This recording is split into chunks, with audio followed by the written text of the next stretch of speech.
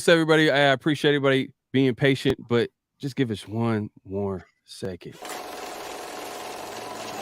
Great Pharaoh, the gift of Troy is a fabulous fabric from the land of the 5 rivers.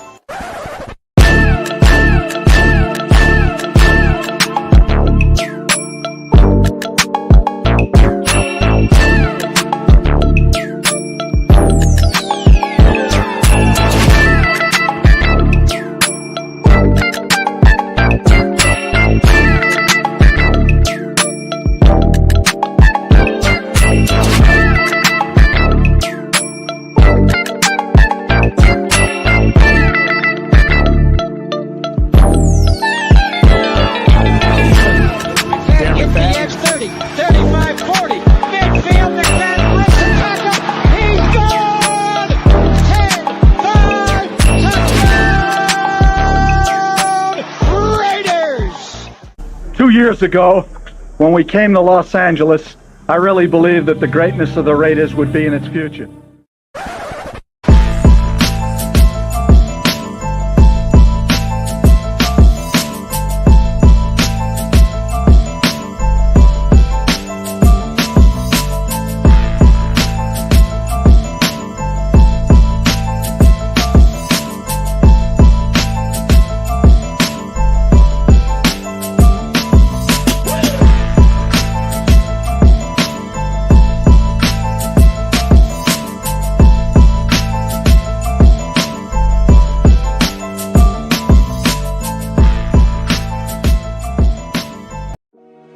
The Raiders are a really interesting team. We don't love the ownership, but they have a new front office, a new coach from New England. If Josh McDaniels don't turn the team around this year, it's to be fired. Not a lot has gone right for the Raiders under this regime. They're doing what they do best. They are trying to lose. They should probably find a new hobby because it is going to be a disaster.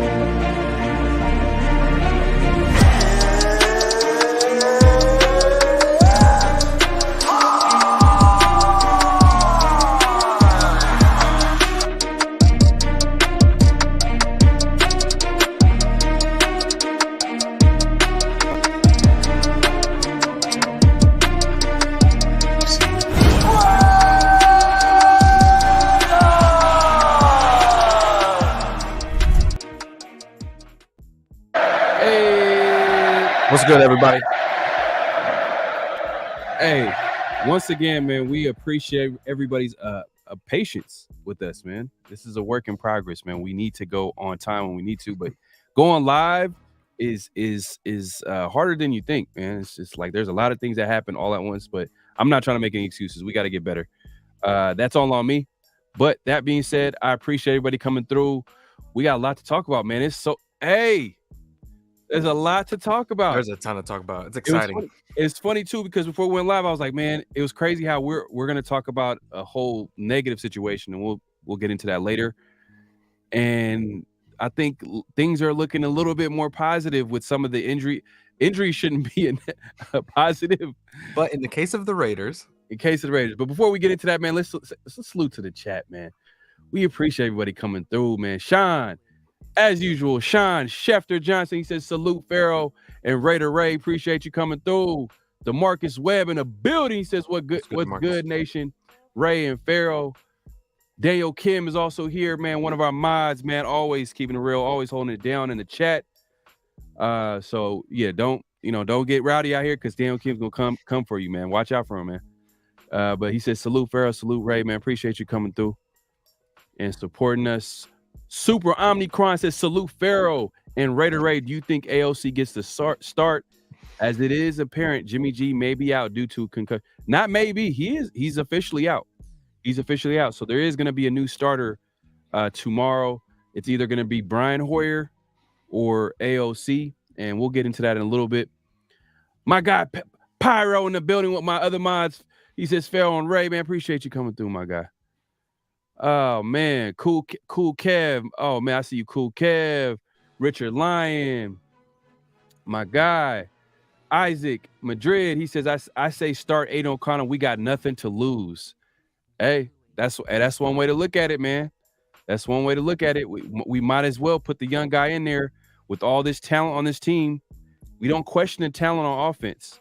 We're not talking about we need to draft a receiver, a running back. We got that. A tight end. We got that.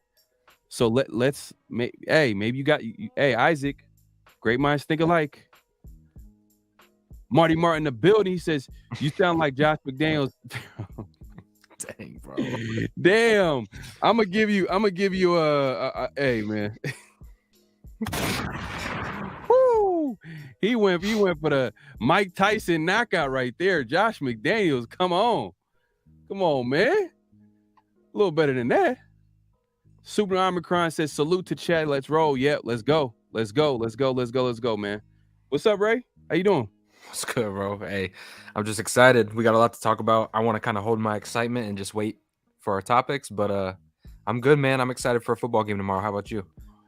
I'm excited, man, and Strami saying if it's Hoyer, I don't think I can watch the game. I'll be physically ill. Facts. Hey, you sound like Ray. You know, facts. last time we went live, last show, he was. I could see the disgust in his face. The thought of Brian Hoyer starting for the Oakland Raiders, Las Vegas Raiders, man. That's tough. 37-year-old quarterback career, backup quarterback. He doesn't really have nothing left in him. I mean, Josh McDaniels had to talk him out of retirement. So that's the one thing that has me thinking. And let's just get into it, man. Let's go over the injury report right here. Look, we got this is the Chargers. And before we get into the Chargers, let's look at the Raiders. So both teams are kind of beat up. You had Jacorian Bennett, one of our rookie corners. He was on the injury report. You had Curtis Bolton, who's out this game. I think did they put him on the injury reserve list? Yeah, I actually did see that. Okay. Yeah. I think there's a chance he could come back this season. This guy is a special teamer, a guy that we kind of like on the team, but you know, he'll get another shot down the road. Hopefully, he'll be able to come back this season. Max Crosby really didn't practice this week. Yeah, that was kind of concerning when I seen it was a knee. Mm-hmm. That's just something to keep an eye on. Yeah, so it looks like this might be a game time decision. This is gonna be tough. This is going to be tough if Max Crosby can't go against this red hot offense. If we don't have, obviously we haven't had Chandler all year, and we'll get into that later. But if we don't have Max Crosby, Malcolm Koonce is kind of beat up with a groin. Mm-hmm. Like, hey, if something happens to Crosby and Malcolm Koonce, I don't know where this Raiders defense goes as far as edge rush. Mm-hmm. And then we got Jimmy G. You know, a lot of you guys were alluding to in the chat about who's going to be the starting quarterback. Jimmy G has officially been ruled out. He did not pass the concussion protocol in time before the game, so he's going to be listed out. He's possibly going to come back next game, good to go. But as of right now, he's going to be out tomorrow. So there's a possible chance, not a possible chance. There's going to be a new starting quarterback tomorrow. But who do you think is going to be that quarterback? That's the question. Is it going to be Brian Hoyer, the career journeyman backup quarterback, or is it going to be the young QB out of Purdue, AOC, Aiden O'Connell? Are you asking me that? Yeah, I'm asking you. I'm asking the chat. Yeah. Okay. So look, this is my opinion. I think if Jimmy Garoppolo is practicing for 2 days this week, it comes to Saturday, you rule him out of the game and he's not traveling with the team. That tells me you gave him a shot. And look, I think it's Aiden O'Connell, and I don't think that you don't allow Jimmy Garoppolo to make the trip if Brian Hoyer is going to be starting the game. I think it's an Aiden O'Connell show. I think the rookie's going to get the entire game. So to me, it's exciting. I don't think Brian Hoyer is the guy that they're going to roll out there. If they do, obviously, I'm going to be disgusted. But I just don't see that happening. Yeah. And you know, I was talking to someone earlier today, and they're making a point saying that, you know, McDaniels is going to do everything because this is going to be his last stop. If this doesn't work out with the Raiders, if he can't win with the Raiders, I don't know if he gets another coaching opportunity. And if he feels like he's on a hot seat, obviously, if they don't win, if they don't continue to win or show any type of improvement, he's going to try to pull every stop that he can to make this thing work. He's going to try to win, and he has to really think about it, like who's going to give him the best opportunity to win. And if he feels like it's Brian Hoyer, I don't know, man. That's gonna be pretty sad to watch tomorrow. But And I do want to say this about Josh McDaniels. The scheme, as far as scheming guys open, it's been there. It's been there. And I know I'm going to get a lot of pushback from the fan base, but the scheme wise, as far as getting players open, it's been there. It's been the decision making at the quarterback position. So obviously all that falls on Josh McDaniels in the win-loss column. right. And all the attention goes to him. And obviously he's got a bad reputation right now with the fan base anyways. Yeah. But hey, he's going to coach his butt off this game. I'm telling you, he feels the pressure. There's only a certain amount of time that you can keep the media away from the team and the locker room and the pressure. This coaching staff feels it. Patrick Graham feels it. Josh feels it. And I think he's going to come out here and coach a heck of a game. Now, I'm just curious to see if Aiden O'Connell can go out there and deliver. And my question on that is, if Aiden O'Connell goes out here, throws for 300-plus yards, 3 touchdowns, say the Raiders find a way to come out with a win. Or lose. Is Aiden O'Connell going to be the guy moving forward, or do you see them putting Jimmy G back in next week? Man. Because it draws a dilemma, right? It draws a dilemma because if you move forward with Aiden O'Connell, that's already you're 4 weeks into the season that Jimmy G's not your guy. Okay, so right now with Jimmy G at quarterback, the Raiders have one of the worst offenses in the NFL in terms of points per game. We're not scoring any points with Jimmy G at quarterback. Part of that it's not all on him. We can't run the ball as well. But if AOC is able to provide a spark, which is possible, you seen what happened when Stidham came last year against the Niners, and he was able to put on a show, put on a great game. Came up short in that start, but it could happen. And right now I think Josh McDaniels feels like in my opinion I think he knows he has to win. He needs to show some type of improvement, and starting AOC and him playing well will buy him more time. Will buy this regime more time. I just feel like AOC would be the smart move. But what do I know, man? I'm just a fan of the team. But at the end of the day, that's why we're here to talk about it. But as we go down this injury list, we got Roderick Cheemer, safety, veteran safety. He's on special teams. He got an Achilles. That's a weird type of injury. Hopefully he's all good. Yeah, those are scary. Yeah, but he's listed as questionable, so it must be not that serious. So hopefully he could get healthy. I didn't like this though.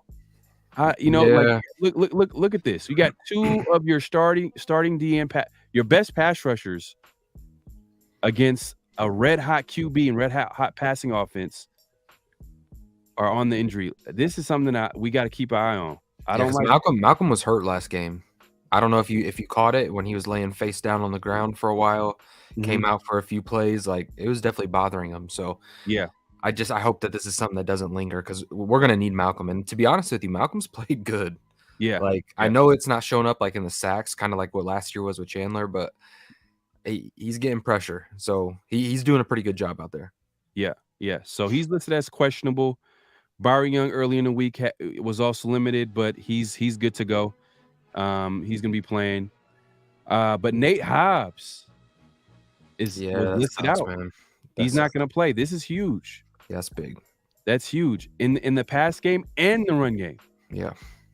That's one thing people aren't talking about in the run game, because he's like an extra linebacker out there. The way his physicality shows up in the run game, and that's going to be a huge loss. I think they activated Tyler Hall from the practice squad. Yep. And I like Tyler. I like his game. A little bit didn't show too much in preseason. Mm-hmm. Not what we've seen towards the back end of last season when he was getting all those starts. Yeah. But if he can pick up those momentum in the regular season like he did towards the back end of the season last year, I'm going to be okay, especially for a 1-game stopgap type of activation. Yeah. So yeah, Tyler Hall and Amik Robertson. We might see a little bit more of Amik Robertson in this game as well, in that nickel spot too. So hopefully they can step up, make some plays, because they're gonna. Hey man, this is gonna be a tough game, and we're gonna get into that. But let's go to the Chargers too. The Chargers also are dealing with some injuries. They're dealing with a lot of injuries. Joey Bosa, I've seen reports where he's listed out, but on here it says he's listed questionable. He's out. But I think he's listed out. That's a huge. Oh my God! Thank you, God. Man, I did not want to see no Joey Bosa is one of the best pass rushers in the league. I hope that this is incorrect. He's listed out because man, he's a great player. But they still got Khalil Mack over there. But obviously, at this point, at this point in their careers, respective careers, Joey Bosa is the better pass rusher. Oh yeah, for sure. But Khalil Mack is still a guy you can't sleep on. And then you got Austin Eckler. Do you feel like he suits up? He's listed as doubtful. No, he's out. He's out. This is for some reason it's like. All right, so Austin Eckler is listed as doubtful, and you think he's missing this game? Yeah, I think he's out. So these are two big contributors to their offense. Austin Eckler, Joey Bosa. Everett was on the injury report. He's good to go, though. Gilman, their safety, back end guy, he's listed as questionable. Derwin James. He's out. Woo, this is prime time player right here. Safety listed doubtful, most likely out. Doubtful, man. Like they're trying to. It's gonna be if that means it's the injury that they're dealing with is really bad enough where they feel like it's not gonna. Look, in a situation where Joey Bosa, Derwin James, and Austin Eckler is out of a game, you've got to take advantage of that. Like there's no excuse. I know the Raiders have a few injuries here and there, but yeah, the Raiders have got to find, and thankfully, the Raiders are in a situation where those guys are out because we need every break that we can get on offense. Yeah, you want to go down the injury report real quick? I have everything set up. Yeah, Corey Linsley hit IR, so they're going to be missing out on their starting center. So I should have threw his name in there as well. Mm-hmm. Eric Kendricks is going to be back, linebacker for them. Kenneth Murray, he's going to be healthy. Rashawn Slater, he's fine. Keenan Allen has a hip. He's going to be fine and good to go. And JT Woods, safety, is going to be out as well in a room that they're going to be tapping into some depth pieces back there with Derwin James being out, JT Woods being a depth piece. He's out. So, hey, Raider Nation, this is one of those games where we have a struggling team right now. So to catch this Chargers team in a situation like this, I typically want both teams healthy. I don't want any excuse at the end of the day.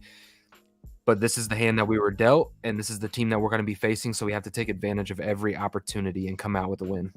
Yep, no doubt, man. Corey Linsley too. That O-line, that could, hopefully that sparks a pass rush for us inside. Yeah. We could take advantage of that weakness.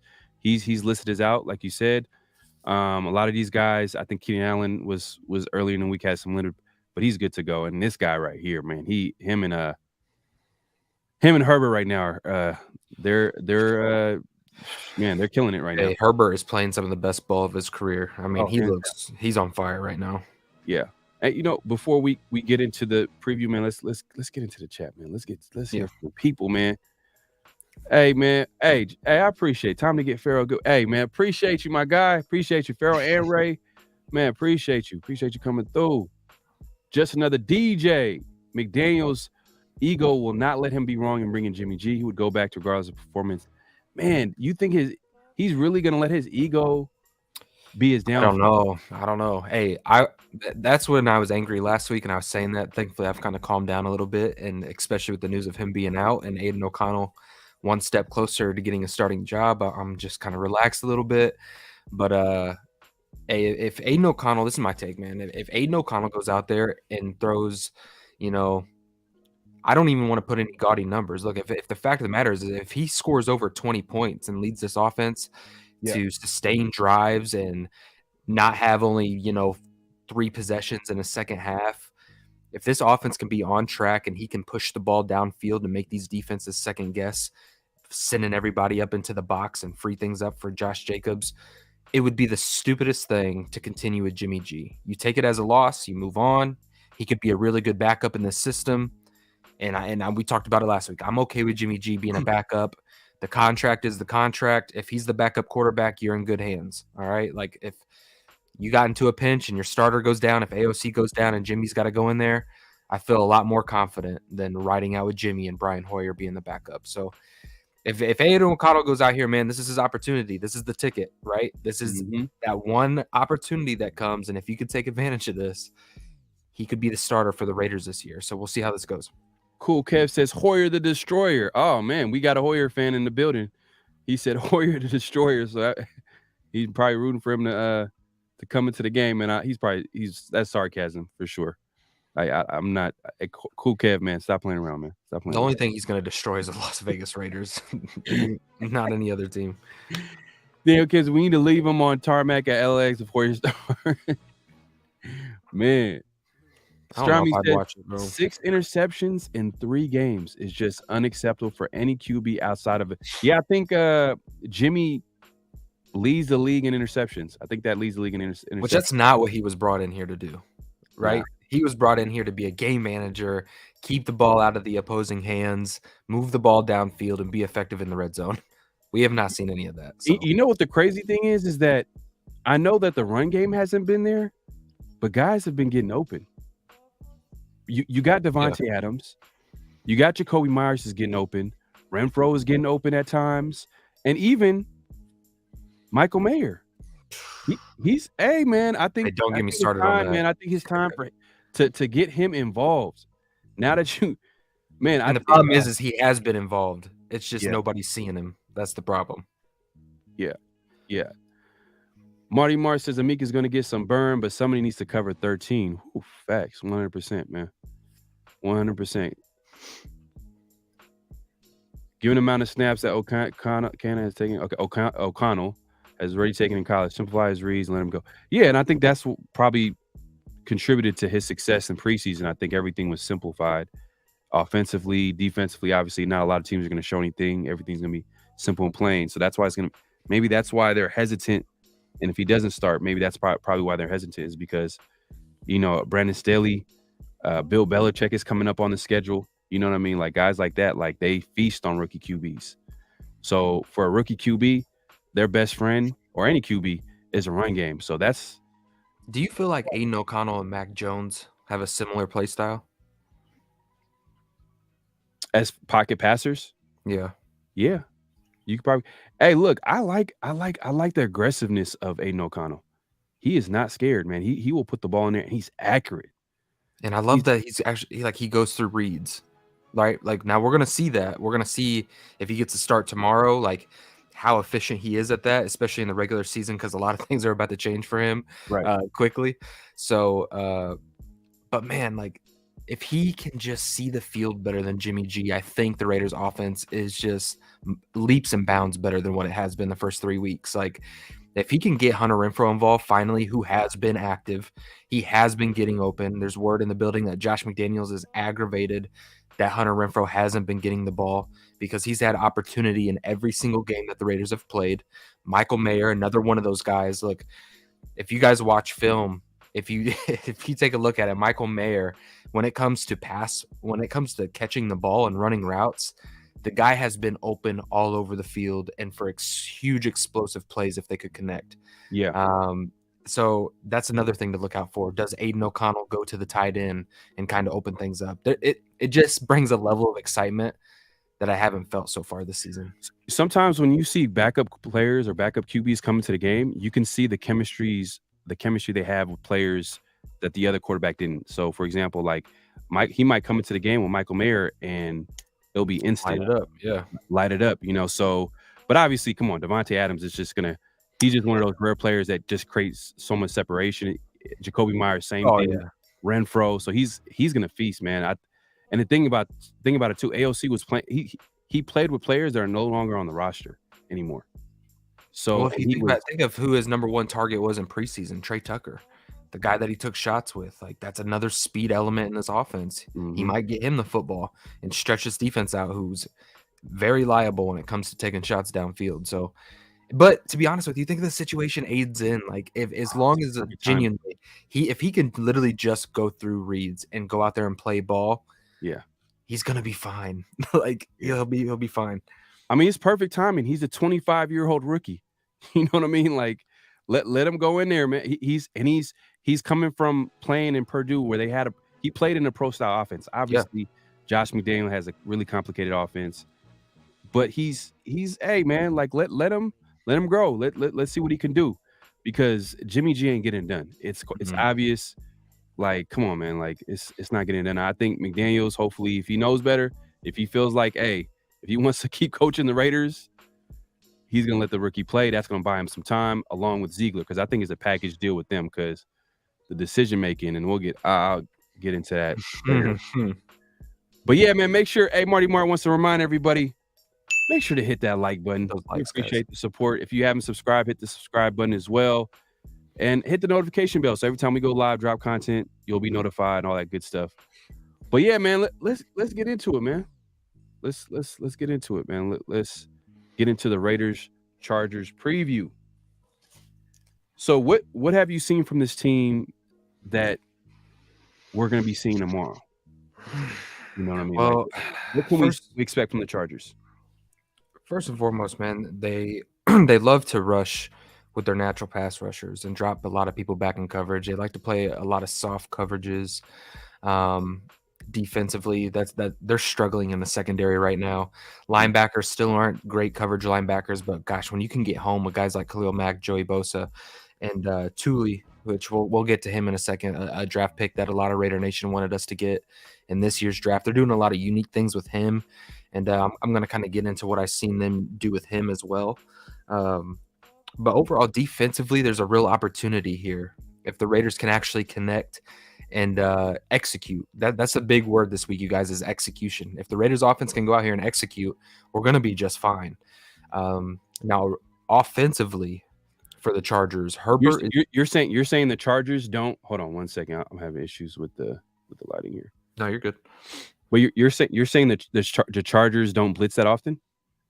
No, they do. They show a lot of blitzes. They bring guys up, but they also just rush with their 4, and they drop a lot of guys back in coverage.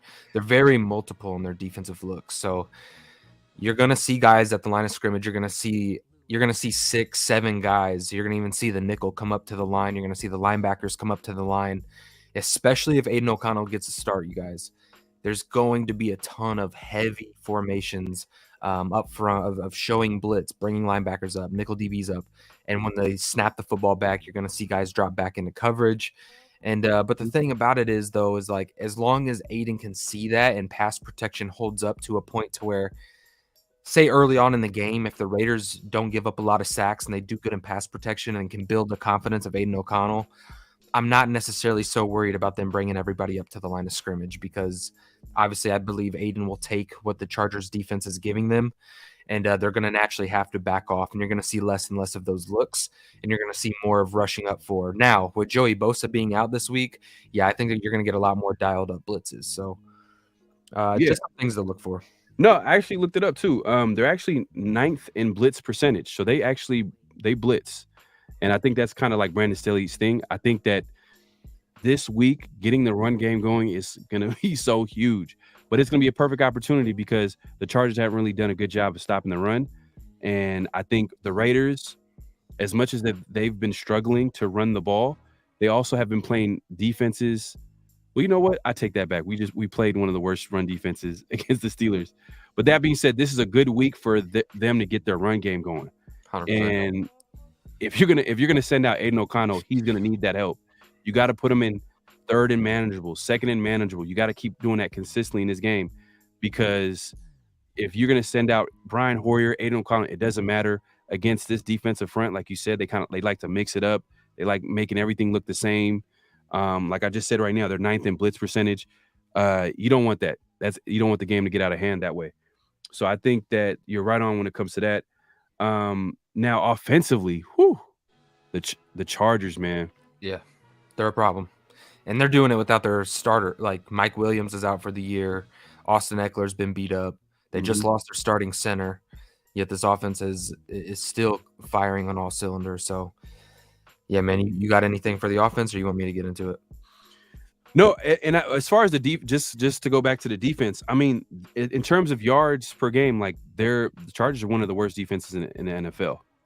They've been giving up a lot of points, 29 per game. But when you face a Raiders team that's averaging 15 per game, you can see how like something's going to have to give. Someone's going to have to bring their A game. Hopefully it's the Raiders tomorrow.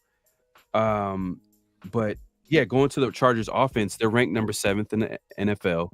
Against the pass, they're ranked number 4. I mean, they're the 4th ranked passing offense, and they're not doing it like they typically did in the past, where they dinked and dunked. This kind of reminds me of Herbert's rookie year. They had a different offensive coordinator. It wasn't Lombardi. It was I think he's a running back coach for the 49ers now. I forgot the offensive coordinator. Maybe somebody in the chat can let me know.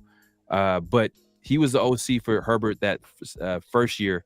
And we seen a lot of Herbert was throwing it deep a lot his first year when he took the league by storm.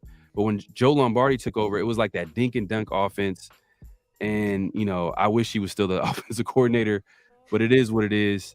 They got the guy from Dallas, the OC from Dallas, Kellen Moore. Yep. And, it looks like Herbert's playing his best ball right now.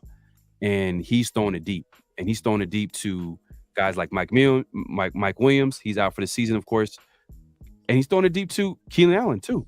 Yeah. Keenan Allen, another guy to watch out for. And even though he hasn't had a lot of production, but it's a guy that they drafted in the first round, but they can feature him a little bit more because of Mike Williams' injuries.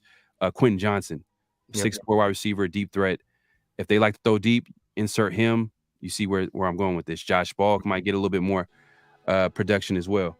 So yeah, man, their offense is lethal, man. The Raiders are gonna have to figure a way to make them one-dimensional. And I don't even know if you want to blitz Herbert. I'm not sure if you want to blitz Herbert because so far in the season, his completion percentage is 80%. 4 touchdowns against the blitz so far in the league right now. So he's killing it against the blitz, especially last game. I think the Vikings blitzed him all day, and it didn't matter. He was like 40 for 47, 400 some yards, 3 touchdowns. He's killing it right now. So I don't know if you want to blitz him. You got to have timely blitzes against him. Yeah, and I just don't want to sit back either because they're going to throw it 40 times a game. So they're going to spread you out. I don't want to just be completely soft. I would like to see a little bit more man this week, if I'm being honest with you. There's been a ton of zone, a lot of soft zones. I would like to kind of simplify some things, whether it's third down or early on first down, just to make those tight window throws a little bit more difficult than what he's been seeing because Keenan Allen's been destroying zone coverage, just knowing the open windows to throw to.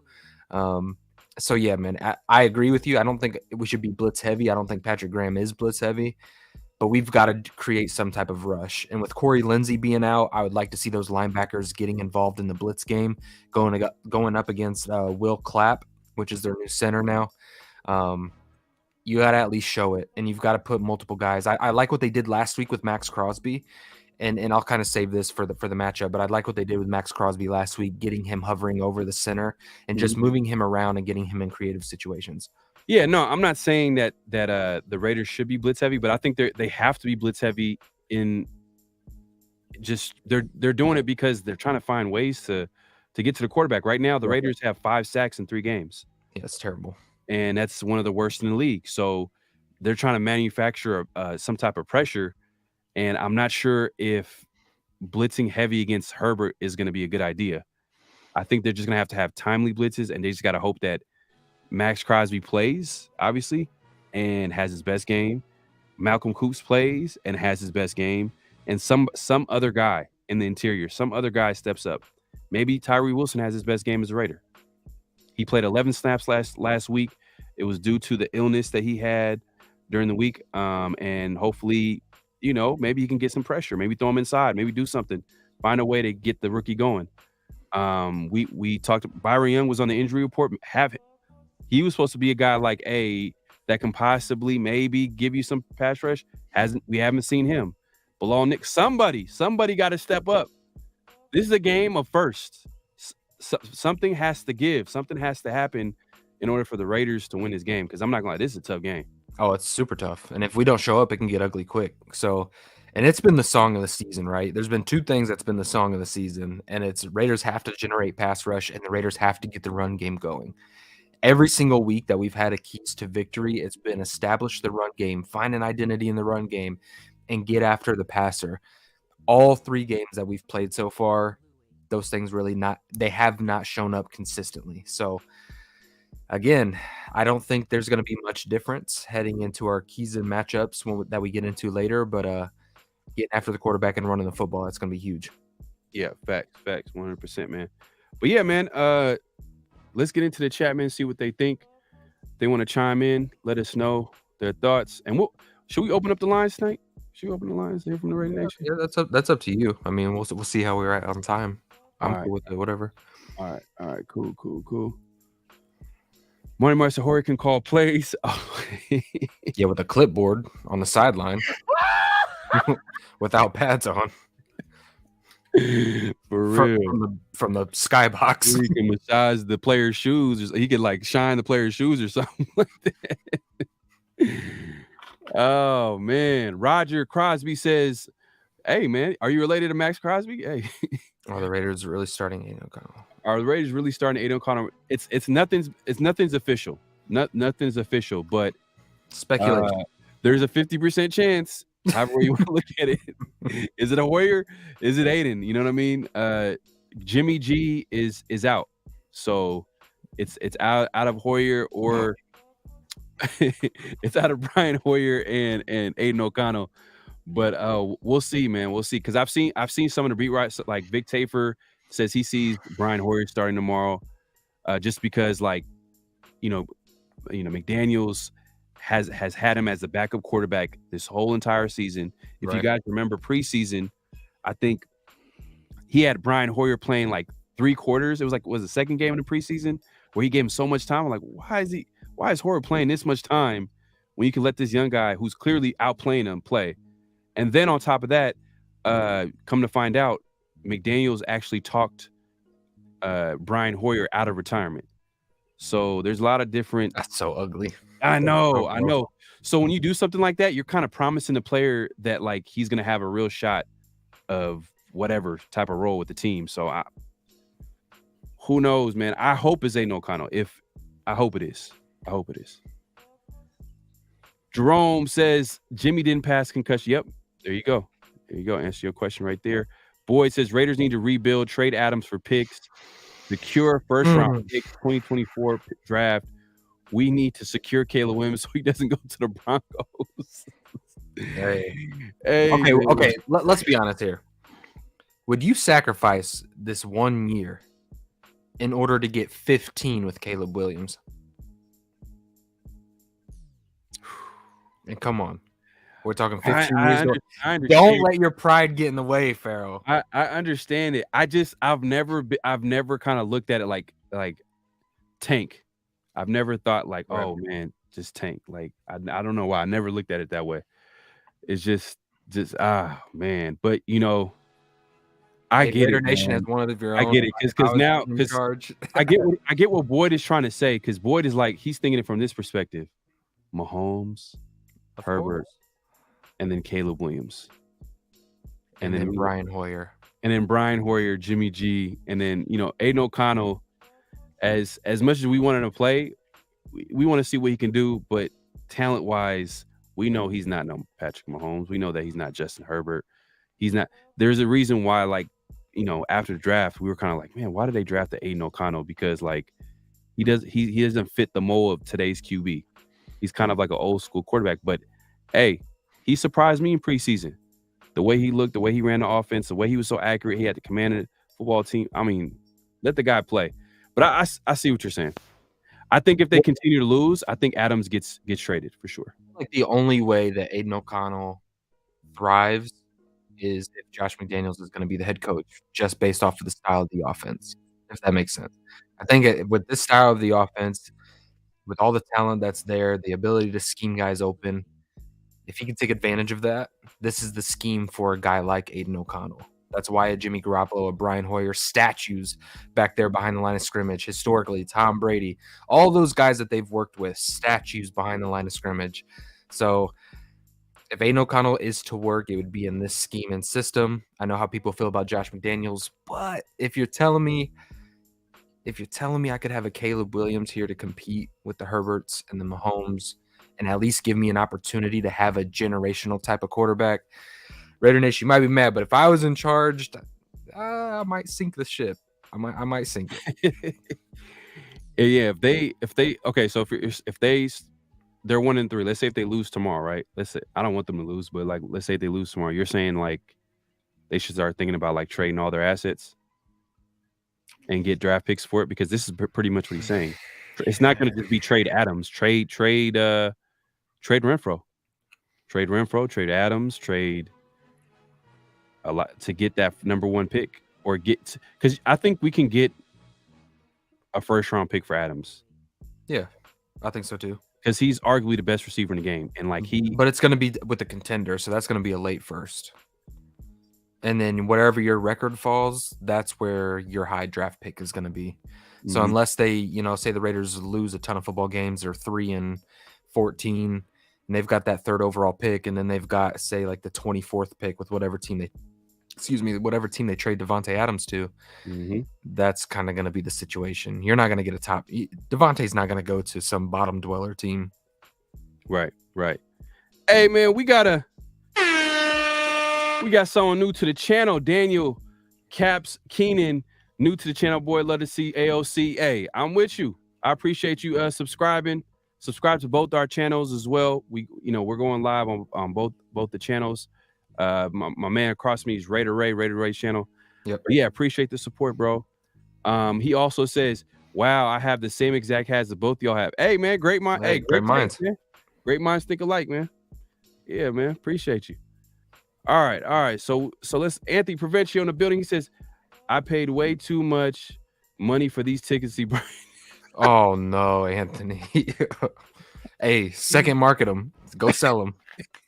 Go catch the game down the block. Hey, all I gotta say, Raider fans who's going to the game tomorrow, and AOC pulls up and puts on a show, man. Oh, you'll have a great time. Hey, man, I'm gonna be jealous because I went to the Pittsburgh game, and watching Jimmy G live in person, man, I had to really look at him and be like, this dude is trash. Like, this dude is really trash. I had a good time. Had a good time, but at the same time, like, it would have been better with the W. But watching him at quarterback, where he just looks at one guy and then happy feet. Oh my God. Like, literally, the Raiders have one of the best pass blocking O-lines in the league. And he acts like he's getting pressured every play. And mind you, I understand he got sacked a couple times but the dude's trash, man. I don't want to talk about him no more. But Willie says AOC can thrive. He can handle it. Hey, man, look, everybody's right now. Hey, we should put a poll in the chat to ask who they rather see. But it's kind of obvious. Everyone wants AOC to start. Like, it's gonna be 98-2. Yeah, it's just like, come on, man. It's pretty obvious. Super Omicron. Hey, get the running game. Hey, that's gonna be huge, because especially against this high-powered offense. Hey, to be honest with you, I don't see the Raiders defense stopping them like that. No. But the best way you can stop this team is to play keep away. Time of possession. Force some timely turnovers. We got to get some turnovers, run the ball, and boom, like, hey, when that clock turns to 0, hey, I want to see the Raiders win that time of possession, and we could come out with the W that way. Like, because if you're going to give the ball back to this team, they're pretty much going to go down the field and score. And that's the way they've been. That's pretty much the way they've been offensively, even though they're 1-2. Let's see. Well, it's also why the offense has struggled so much, is because so much of it is built on being able to run the ball and sustaining possessions and being efficient and getting the ball where it needs to go and keeping the offense on time and in rhythm. None of those things have happened for the Raiders offense. So that's why we're sitting in a predicament where, 15 points a game we're averaging. So, you've got the 5th highest paid offense, and you have absolutely nothing to show for it. I'm pretty sure we're the 30th or the 29th ranked offense in the NFL. So, hey, look, honestly, I don't think Aiden O'Connell can do any more damage to this Raiders offense, unless he went out there and threw like 5 picks. But right, I don't see Justin DJ says Herbert's going to use his legs against man coverage. Pressure up the middle is a must. Hey, but we've been saying that all season. Like, who's going to step up in the inside, the interior? No one has. David says time for Tillery to show up. Hey, maybe it's him. Yeah, earlier after Tyree Wilson, maybe he has his best game as a Raider. They move inside, maybe get some pressure. Who knows? He had 11 snaps last week. He was ill, so he didn't really get a chance to. But I heard him talk this week. He's talking about learning and growing and learning from Max Crosby. A lot of people kind of throwing him on the rug, saying he calling him a bust. Hey, it's kind of early, man. Like, it's way too early. But I was gonna send you a screenshot today though of his get off from last week. There's a still image of a get off. I'm telling you, Max Crosby was 3 yards up the field by the time Tyree even moved. So it's tough. Still got to work on that, man. It's tough because I don't think he was even supposed to be on the field like that to begin with. Like first game, I don't think they were even going to have him playing that many snaps. To be honest, maybe here and there they could probably throw him in there because with the Chandler Jones situation, and we'll talk about that later, man. That's crazy. Yeah, that's wild. And that's a big black mark on the Ziegler McDaniels situation. But if you want to take over the chat real quick, hold on one second. Yeah. Let's start here with Daniel Kim. And if you guys, if I missed your comment, go ahead and redrop it and I'll get to it. I'm going to start from right here. Daniel Kim says, I want to see Ben Johnson lead a team, manage a clock, and deal with egos when things are down. So far, McDaniels hasn't showed that he can do all of that currently. Yeah, hey, look, if we were to go get Caleb Williams, I want a young offensive play caller who can put Caleb in the right situation. I don't think Josh McDaniels would be the right fit. So this is obviously hypothetical talk, guys. I'm not saying that the Raiders are going to tank. I don't like tanking, but I'm just saying if I could guarantee 15 years with a guy like Caleb Williams, yeah, you're not guaranteed to be a surefire thing as a rookie, but he's got some generational talent to him. And if you got the right head coach with that, the weapons that we have, you could do something with that. So, yeah, I would like to see a young offensive play caller come in here and kind of take over this team and just kind of see. And look, it's a good offseason for coaches, man. There's a lot of guys that have the opportunity to really step into that role. Young creative minds. Like I look at what Mike McDaniels is doing with the Miami Dolphins. Like if we could have an innovative play caller like that, modern NFL play calling with a young quarterback, hey, I'm all for it, you guys. But yeah, Daniel Kim, I get what you're saying. Anthony says if Aiden O'Connor starts and balls out, then bleep Caleb Williams. But if that don't happen, I'd love to have Caleb Williams in the silver and black. Bring Lincoln Riley with him. Yeah, 100%, man. I like that. Sean Johnson says we should see Nesta Jade Silvera tomorrow. It'd be nice. It would be nice, especially getting a Will Clapp in there. I would like to see somebody get in there, man, and create a rotation. Jerry Tillery, that was a good point, you guys. Jerry Tillery has a real opportunity to get in there and create a pass rush. Somebody just has to stand up. I don't care what the name is on the back of the jersey. Somebody's got to create an interior push, and it's got to happen this week. Believe me when I say I like Ben Johnson as a play caller. He's fresh, gets his guys into space, and has Goff looking like an all-pro. I might have just convinced myself of the possibility. Hey, whether it's him, I don't want to go down the list, man. There's quite a few that I have my eyes on, but I'm not going to be mad with a few of the directions that you could possibly go in. So, no, I'm with you, Daniel. I really am. I just wanted Carter, and he was there first to draft. Yeah, that's tough, man. And there's more to that than I just think that football aspect, the Henry Ruggs situation, the situation that Jalen was in. I don't know if they were ready for that. I don't know if it was too big of a red flag, but you take all of that aside and just talk about the player itself. Yeah, that's a big time miss. Hoyer hasn't won since 2016. He's 37 years old. Yeah. Oh, you don't have to remind me. I know this, my friend. Is Nesta Jade Silvera playing this game? It's not confirmed yet. We'll know the inactives. I would probably say he's probably going to be inactive, to be honest with you. Following the trend of what's been going on, I could see Nesta Jade being inactive. We need to get Kadarius Toney and make him a corner or safety.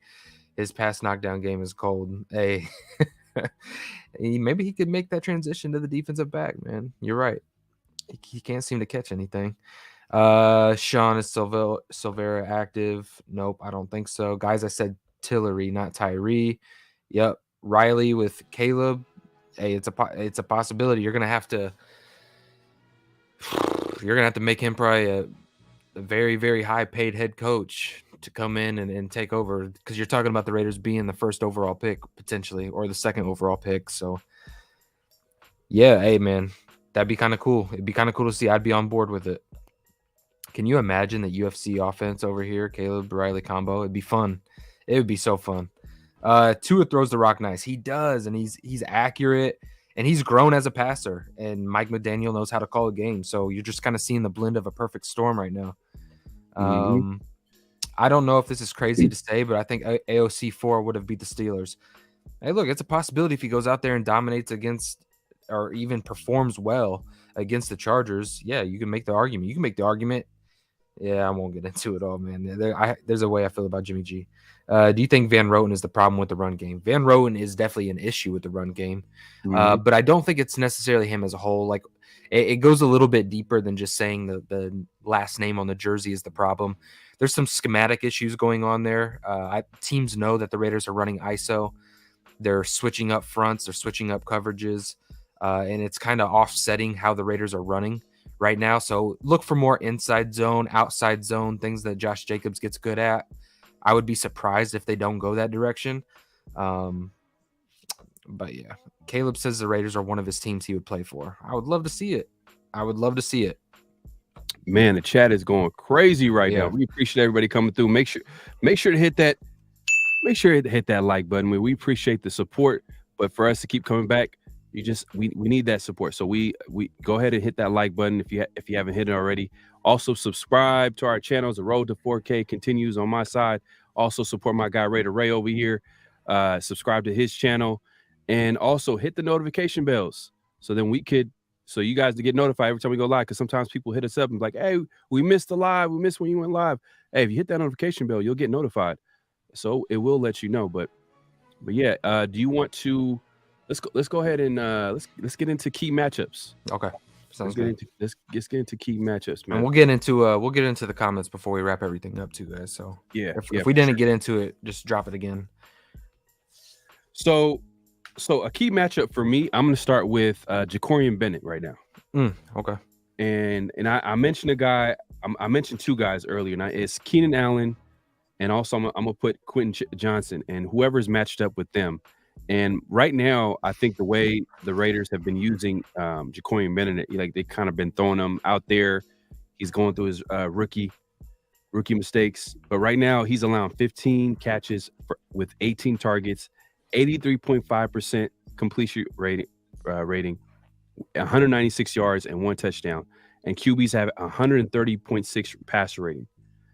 And he's going to go against one of the hottest passing offense in the NFL with Herbert flinging it, completing everything. I think Herbert right now is he's averaging 74% completion percentage, which is number 1 in the league right now. And what's impressive about it, like I said, he's not dinking and dunking, because right now he's tied, or he's second behind Kirk Cousins with 15 or more 20 yards or more plays. So the guy is throwing it deep and still, has a 74% completion rating. So this guy is he's playing, like you said earlier, playing the best ball of his career. And I think to a matchup this game where we got to figure out a way to win is because Jacorian Bennett is going to be out there. And they're going to go after him. 100%.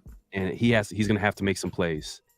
He's going to have to make some plays. And I think Jacorian Bennett and whoever they match him up against, Johnson's going to get his fair share of targets. Even though so far in the season, he's only had 5 receptions on 8 targets, he's going to replace Mike Williams. They're going to try to figure out a way to replace that production with Mike Williams leaving. I think he tore his ACL because Mike Williams received 26 targets the first two plus games. So he was a big part of that passing offense. So they're going to try to replace that with Josh Ball or, a combination of Josh Ball and Quentin Johnson. I don't think Eckler is going to play this game. He might miss it. So, Eckler is the kind of that pass receiving running back. So you would think that maybe possibly he can probably replace their production. Yeah. And I want to talk about what you were talking about with Jacorian Bennett, because that's a matchup on mine. So I just only want to dabble in it because you did good covering that. Yeah. It's a rookie versus rookie, speed versus speed matchup. I want to remind Raider Nation that the Raiders' defense, our defensive backs don't move. So Marcus Peters isn't going to follow a guy like Keenan Allen. So the Chargers are going to have the flexibility to take advantage of matchups. And even though we're talking about Quentin Johnson versus Jacorian Bennett, I would almost argue that would be a worse matchup for the Chargers.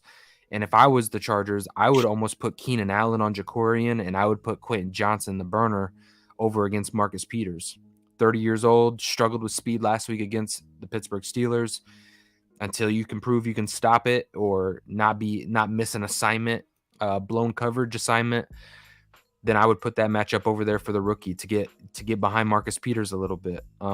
Keenan Allen going against a rookie and Jacorian Bennett, that could be some problems. So there's a few directions, and to be honest, if I'm the Chargers offense, I'm kind of salivating at the matchup here because you can kind of exploit and take advantage of a lot of things.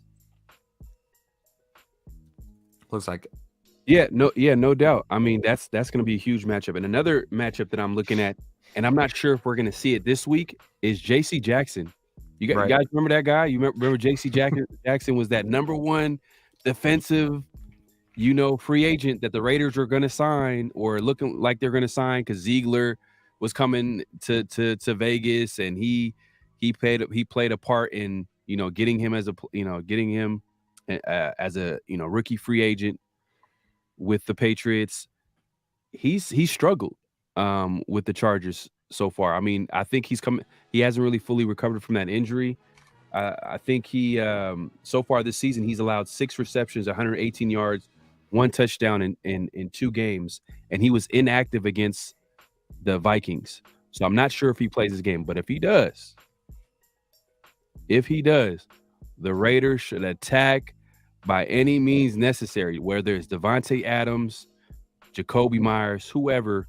They need to attack this guy. But I think the Chargers know better. I mean, because they kind of like pull the plug on it because they feel like he's not 100%. But for comments from him, he was kind of surprised that he was inactive last game, even though he knows he's not 100%. But we'll see.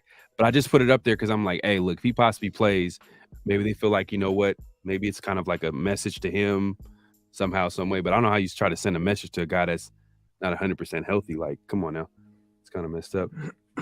Yeah, but, yeah, go ahead. Yeah, I've got to piggyback off that to kind of stay in the defensive back room. I've got Asante Samuel versus Devontae Adams. Asante has given up 298 yards and 3 touchdowns to this Raiders wide receiver core over the course of his career. So we've seen what Devontae Adams was able to do in the matchup last year and kind of take advantage of that. Both J.C. Jackson and Asante Samuel Jr. Devontae kind of had his way with him. I think Raider Nation all remembers those games. But no, man, this is one of those weeks where the dagger combination. Kenneth Murray right now, man, he's not quite there yet as far as pass coverage. So for me personally, I want to see Devontae Adams, Jacoby Myers. I want to still see them run the dagger concept. I want to see them run some sluggos. I would like to see Devontae have that option in his tree. And this week, what makes it unique is you might have Aiden O'Connell who can actually push the field downfield. So those slugger concepts, those sluggo seams, you're going to be able to attack and push this defense vertically, which I think the Raiders could take advantage of this week. And also get a guy like Trey Tucker involved. You know what I mean? Just take a shot, get the ball out there. He has history with Aiden O'Connell. DeAndre Carter, former Charger. You have some speed. So I just want to see them, if they go this rookie route, there's going to be a lot more designed routes for people. There's going to be a lot more designed plays to get people to football. Let's get Hunter Renfrow involved for the first time. Let's get DeAndre Carter, Trey Tucker. Devontae and Jacoby, they're going to get theirs. But as long as the other guys can get involved, it makes this Raiders offense much more difficult to stop. Yeah. And another matchup that we should keep an eye on too is Khalil Mack and Colton Miller. I think like Colton Miller, like in his career, I feel like he's always kind of struggled against power rushers. So even though Khalil Mack is not the same Khalil Mack that we know and we grew to love as he played for the Raiders, he's still an effective pass rusher, and his calling card is his power and his leverage. So it's going to be interesting to see how that goes during a game against Colton Miller, who historically has struggled against power rusher. Even though I feel like he's improved he's one of the best. You could put him like he's a top 10 left tackle right now at this point of his career, and he's gotten better. So, but that's another matchup too as well. Like I'll say that it's like that's an honorable mention, I would say, as far as matchups. Yeah, no, that's good. And also it's a good reminder that the Chargers are giving up 87 points in these 3 games. So, I mean, they're giving up 24 points per game. I know the Raiders offense has been struggling, so you got to take advantage of that. Like if the Raiders can finally get over that 20 mark, I think that'd be significant. But obviously the elephant in the room, Corey Linsley, he's out for the year. So Will Clapp, former Saints, is taking over as the center. The interior of this defense, man, if you're Patrick Graham, you've got to take advantage of this matchup. Yeah. If you haven't got push on the interior, this is the week. We talked about it. Jerry Tillery, Bilal Nichols, Adam Butler. I don't care who it is. Take Tyree, put him over the center on 3rd and long plays, and have him bull rush Will right into the lap of Justin Herbert. I don't care what you have to do, but you've got to take advantage of this. This too, you gotta pay attention to the exchanges of handoffs. You have to take advantage of the communication between center and quarterback and their ability to ID the mic. And you've got to create breakdowns for their communication. And especially with the Raiders, this is going to be a home game for the Raiders. We all know this. It's going to be loud. It's going to be hard for this. They're probably going to have a silent count offense where they're moving with no communication. So you've got to take advantage of that going against a new center this week. So yeah, for me, man, I've got Will Clapp circled, highlighted, exclamation points. Like the Raiders have got to do everything they can to exploit that center position. Oh yeah, facts. And I think I don't know if you mentioned it, but I think that's why you kind of wanted to talk about how Max Crosby, the way they moved him around last week so they can generate pass rush. Maybe that's a way they can move him around this week to get pass rush against that center that's going to be starting. So we'll see how they figure it out, because I know that this can be a heavy blitz defensive plan tomorrow, because right now the way Herbert is playing, come on, man.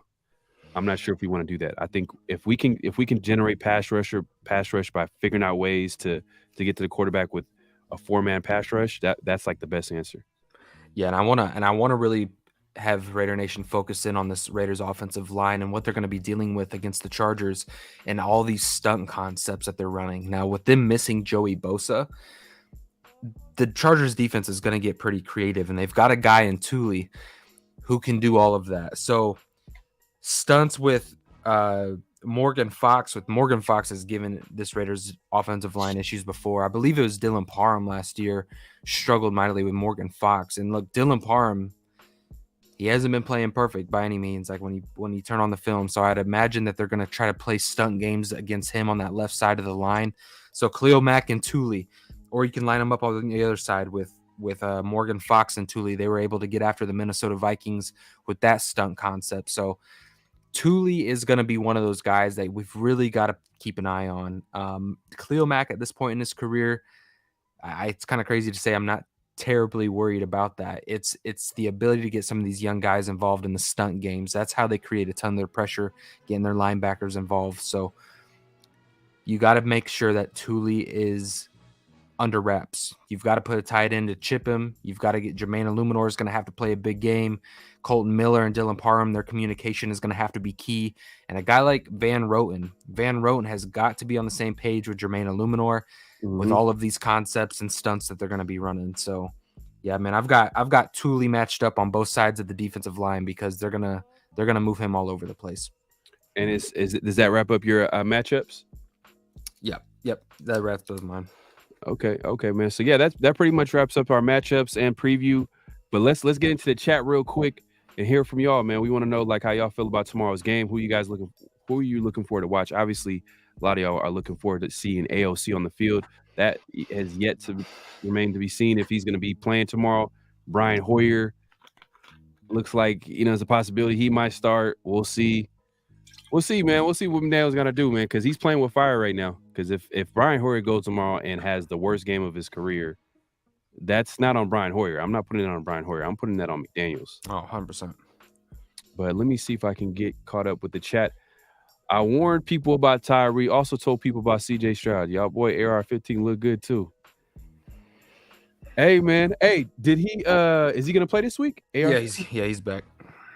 Hey, the dude backing him up though. I think they probably had one of the best quarterback rooms or best backups. I think what's it Gardner Minshew. Yeah, he's come in and played well. I think they won last week with him starting, right? Yep. Yeah, so it is what it is. AR-15, but hey, I think AR looks good despite the fact that he has absolutely no talent around him. No talent. Like he's carrying that offense as a Jonathan rookie. Taylor, as we speak, wants to leave the building. Like he does not want to be a Colt anymore because of issues with ownership and whatnot. So yeah, their whole situation is all messed up. But I like the receiver Michael Pittman though. Oh yeah, but let's be honest, he's not like 1A. Nah. He's like a number. He's a solid number 2. Yeah. They need a playmaker. But he's a number 2. You would have to get like a speedy like receiver. Like if you're gonna feature him, you got to make sure the other guy like right next to him has to be like a deep threat. Yeah. And I don't know if did they draft a guy that was a deep threat. This is hella off topic, but yeah. They try to get a few. It's nobody that's like because it was a slot receiver. But anyway, yeah. It was Josh Downs. Josh Downs? Okay. Yeah. Oh, that was your guy too. Yeah. Whew. Yeah, anyways, let's get back into it. Matt Marinovich in the building. He says Tua is an injury waiting to happen. He has a broken man. Oh man, We Hey, over but he here just talking put about up the 70 Dolphins points. quarterback. He Getting put on up more Tua. points in a single game than a lot of teams put up all year. So Hey, you know what? I can't be Tua mad. right now, he's kind of proving me wrong. I thought he was going to be like a bust quarterback. I just didn't. But the way Mike McDaniel went to that team and is coaching that offense, the way he's playing with the receivers, he's aggressive, throwing it deep, quick release. Hey, he's playing well, man. He's playing well. Let's see. We got Tit of CPT. I'm gonna say CPT. We should have turned McClendon into a D tackle. Oh, jeez. No, we shouldn't have. Hey, did he? He's with the Seahawks, right? Mm-hmm. He's with the Seahawks. He's playing guard as we speak. So I don't know if he's. Is he on the roster or is he? Yeah, I think they. I haven't signed really him. followed it. I haven't followed what he's doing. That's the only way they can take him off our practice squad Is if he's activated, yeah. Yeah, exactly. Yeah, there you go. Nick 209 says if the Raiders can't run the football, playbook will be limited. Yeah, but it'll put a lot of pressure on the whoever's starting tomorrow. Whoever start, we got someone. Hey man, we got someone donating, man. I appreciate the. Oh donation. yeah, you gotta hit. There you go. That's a Variant Savage. Appreciate the super chat. He says, if AOC does start, then he need more than one game before we can crown him. Please, nation, keep that in perspective. Yeah, 100%. I hope that they don't use that as an excuse to not continue to have him play. But earlier you kind of threw a scenario at me. What happens if he doesn't play well tomorrow? Well, then you know what you got, and probably ride it out with Jimmy Garoppolo. And then we start chasing the top pick. Do you really know that you know what you got with after one game? No, and it's tough, right? Like, but let's be honest. I just it sucks though. I don't think Aiden has to be crazy great to get this offense going. I really don't. I think as long as he can go through his reads and his progressions and bring what he brings to the table, which is accuracy and good decision making, like let's be honest, that's what this offense is built on. So as long as he could play his game, like I don't see a situation where he just goes out there and plays like garbage. I just don't see it. Super Omnicron, man. I appreciate. Hey, Latarian Savage, man. I appreciate the super chat again. But Super Omnicron says offensive line versus depleted Chargers pass rush. He's speaking to Joey Bosa being out, and hey, you know what? Derwin James too. Derwin James. Would you include him in the pass rush because they like to move him around, blitz him a lot? You know what I mean? Even though he's in the secondary. Yeah, of course. Quentin Johnson versus Jacoin Bennett, Max Crosby versus O-Tackle Pipkins and Storm Norton. Yeah, Rashawn Slater. You know, you got to throw him in there. Rashawn Slater is a monster. Oh, he's playing great right now. Man, like that O-line. Would you say that's probably the best? At least in the AFC West, they have the best O-line in the AFC. It's between them and the Chiefs. Well, I mean, you know what? The Chiefs maybe took a step back. I don't know. I mean, I think like the AFC West there's players on every one of the teams that I like Zion Johnson for the Chargers that we're going up against. Nasty mauling guard, playing super good right now. The Chiefs always find a way to make it work. I don't know how. You know what I mean? Like they're not great, but they find a way. But then Denver threw a ton of money at the offensive line, Mike McGlinchey and Ben Powers, all those guys. So, I mean, the AFC West is stacked with offensive linemen.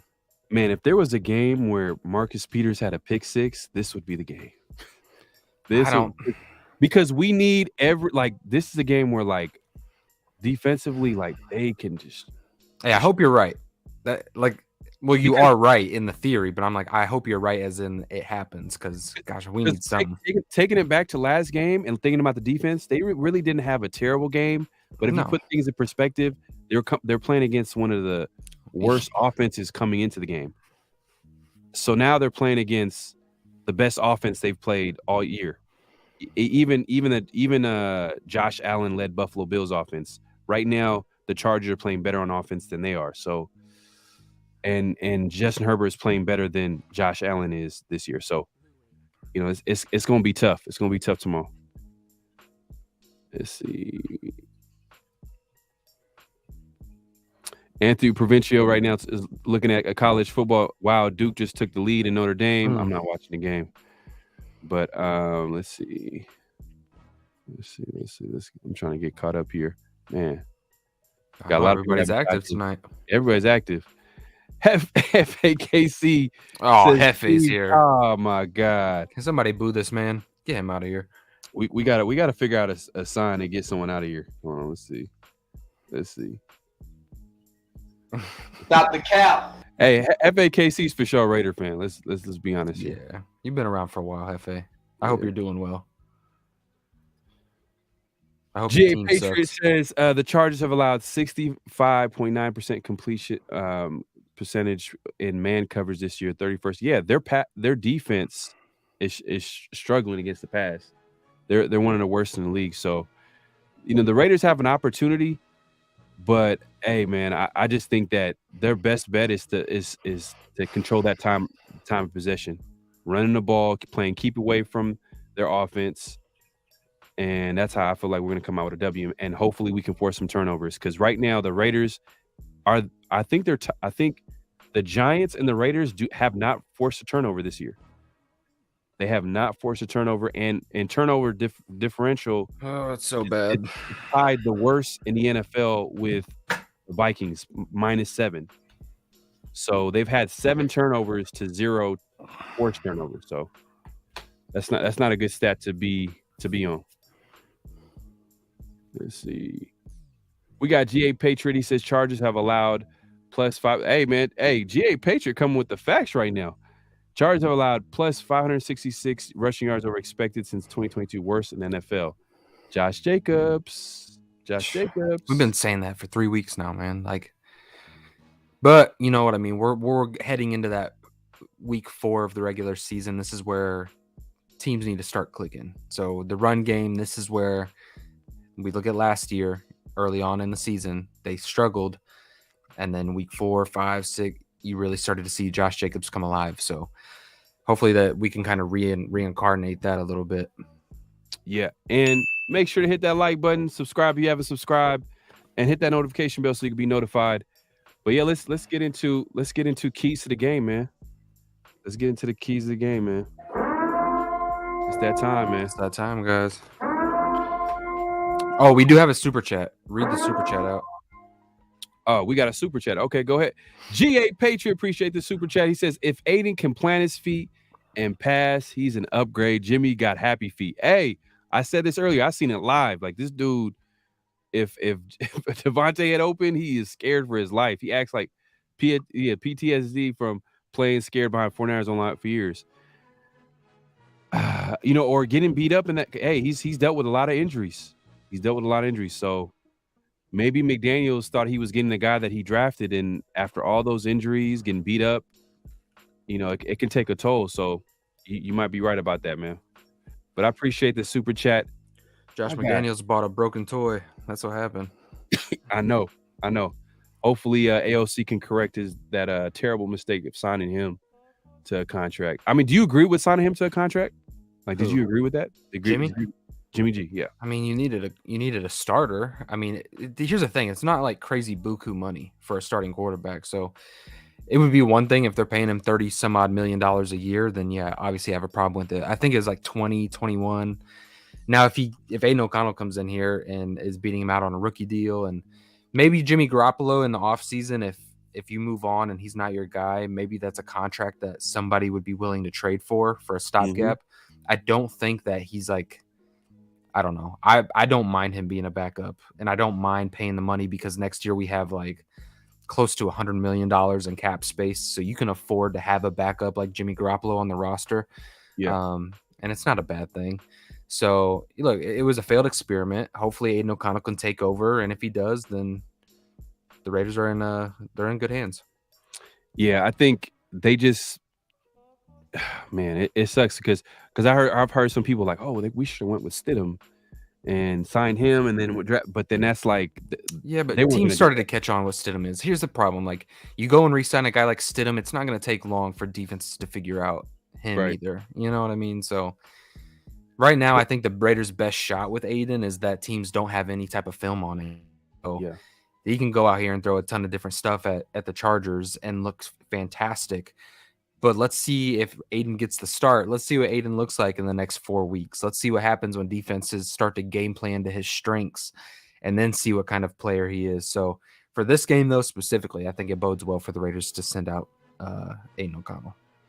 Yeah, no, I'm with you. And the thing is, Jimmy G was the backup option. I think they really were going to try to go after Tom Brady too. Oh, 100%. Yeah, yeah. Jimmy G was the backup option. They're like, you know what, we got to throw someone out there. They had to go get the Walmart version. Yeah. Hold on 1 second. My bad, y'all. All right. So let's get into keys to the game. It's that time. But I appreciate the super chat, GA Patriot. But yeah, man, keys to the game, man. So what are your keys to the game? Let's start off. I can start off with one of the keys. I'll start it off by saying, look, the Chargers have had 234 yards against the Dolphins. Hold on 1 second, man. I don't know why this is happening.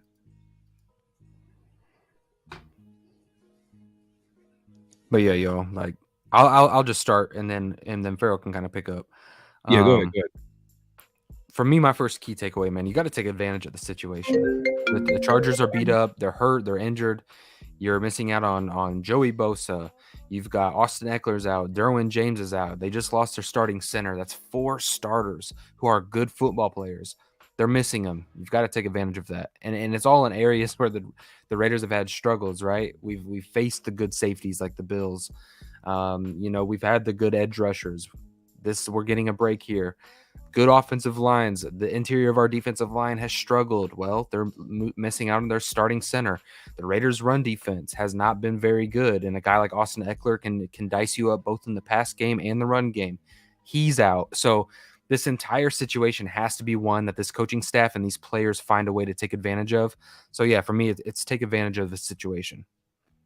Right. And I agree 100%. And for me, I'm kind of like looking at it from this perspective of, look, every team that's played us so far, they've gotten the run game going. They've been efficient running the ball, or they've had a great running day. Yep. And I feel like the Chargers, week 1, they rushed for 234 yards. Austin Eckler is going to be out most likely this game, but they still got Joshua Kelly back there. They still got some other running backs. They're still going to establish run. And the last 2 games, they combined for 91 yards. So they're probably looking at the Raiders right now and being like, okay, Raiders right now, they're giving up 127 yards a game. They're going to try to get the run game going. And that's not something we cannot let happen against an explosive passing offense. Not a dink and dunk offense. I'm talking about explosive. I mentioned Herbert is second in the league with 15, 20 plus yards pass plays. That can't happen with the run game. If you mix that up, might as well give us the L. So I think stopping the run game, making them one-dimensional, putting them in third and long situations, and trying to generate a pass rush with timely blitzes too. Not a heavy blitz game, because we're like right now, Herbert is destroying every team that's trying to blitz him, and it's not working so far this season. I think that we're gonna have to have timely blitzes, keep them off balance. I think I seen somewhere where, they're talking about Herbert this year has taken a lot more control at the line of scrimmage, and he's been handling it a lot well. Like, so he's calling the cover, he's calling the protections, he's calling the offensive plays. So I think the Raiders need to be smart and try to figure out a way to generate a pass rush, but with their front 4 and then timely blitzes. But you got to set that up by stopping the run, and I think that's a big key. Yeah, no, it is. And I think, to allude to Justin Herbert, you got to slow down the passing attack of the Chargers. Now, let me just say this up front. I don't think you're going to get it done based off of talent per talent matchup. I don't think you're going to get it done by putting a bunch of guys on the line of scrimmage and blitzing. A way to slow down the passing attack of the Chargers is the Raiders' offense has to create momentum and create long drives, time of possession. Josh Jacobs has to get going this game. The Raiders have got, even if you have to switch up the scheme, if you've got to run more inside zone, if you've got to run more outside zone, if you've got to run less power and trap plays, do it, because if you're starting a rookie quarterback, we've got to sustain drives. You've got to get the play action going. You've got to get this defense to back up a little bit and then get guys involved like Devontae Adams. So to keep Justin Herbert and that passing offense limited, you got to keep them off the field. So the Raiders need long, sustained drives, and they've got to capitalize in the red zone when they get the opportunity. Yeah, and I'm going to add on to that. Josh Jacobs averaged 5 yards per carry the last 3 games he's played the Chargers. Also, Josh Jacobs this is probably a slow start to his the season. That's not hard to say. So to get him going is going to be huge. So giving him the ball, try to get that rush game going. And it's not like we're going against elite rushing defense. That being said, it's a copycat league. Every team that we played thus far has literally, put 8 man in the box, try to take the run game and going and try to and pretty much make us beat them up top, and we haven't done so with Jimmy G at quarterback. Right. He's not at quarterback. So hopefully, maybe a guy like AOC comes into the game, and makes them pay early on. And I hope McDaniels, he's showing a signs where he's been aggressive. Like he's not scared to do things. I mean, you might question some of the calls at times, but he's aggressive. I would lean on it's more of execution than it is the play calling, to be honest with you. I would honestly say that.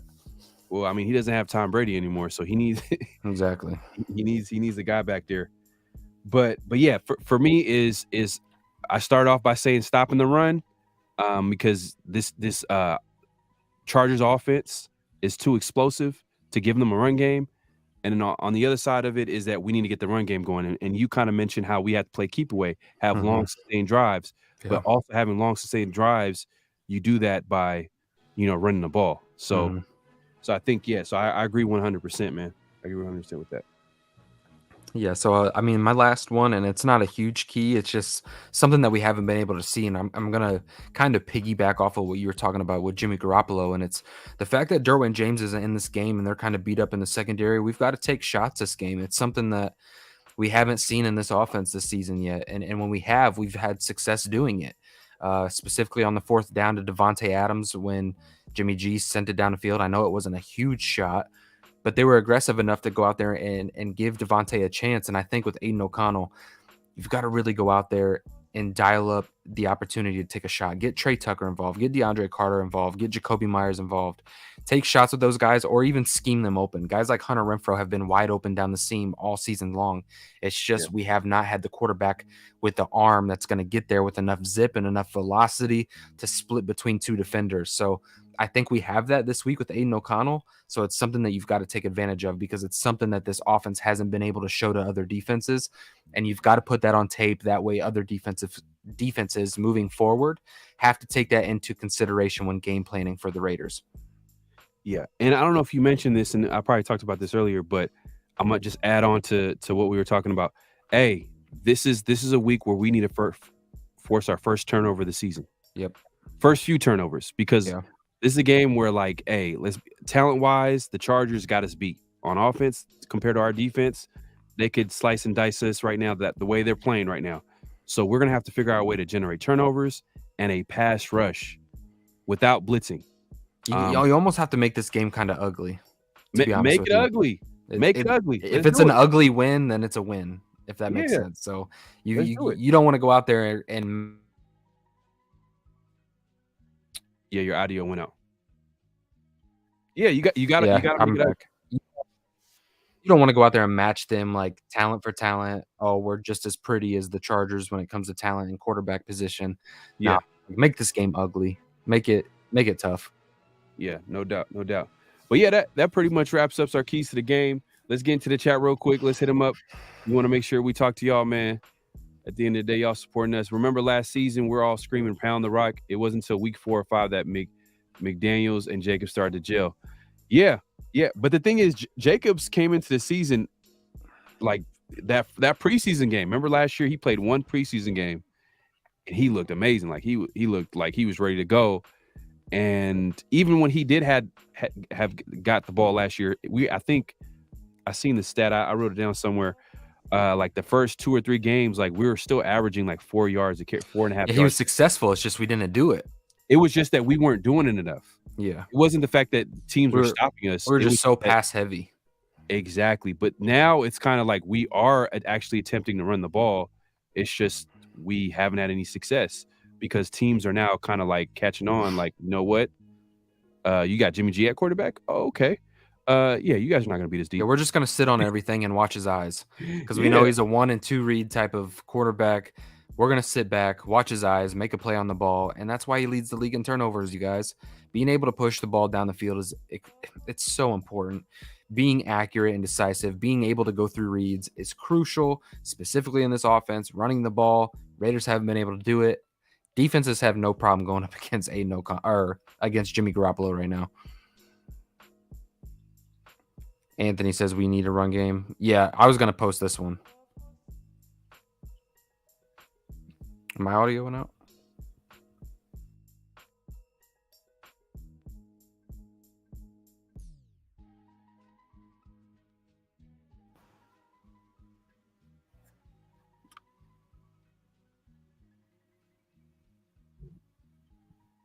I can't hear Pharaoh if you guys can hear Pharaoh. Pharaoh, you're muted. Oh, you guys didn't even hear me. Oh, man, I was muted. I was going to say. Yeah, so Ryan Rango, obviously you guys read it already, but I'll just go over it real quick. Ryan Rango says, Sanjeet just posted a video that he has a source that said Aiden will start for the Raiders tomorrow, that this source has been right on other things as well, and that 100% Aiden will start. Hey, man, I think Raider Nation... Hey, I wish I went to this game. I actually wish I went to this game because I feel like Raider Nation is gonna be strong and heavy tomorrow out there in LA. Because we all know LA is just another home game for the Raiders. But I think that tomorrow is gonna be a huge game. I think Raider Nation is gonna be excited to see the rookie QB start tomorrow. I hope he does start. I hope this report is right. Sanjeet is pretty credible. So hopefully we do get to see the rookie play tomorrow. My guy Raider Room in the building, man. Appreciate you coming through.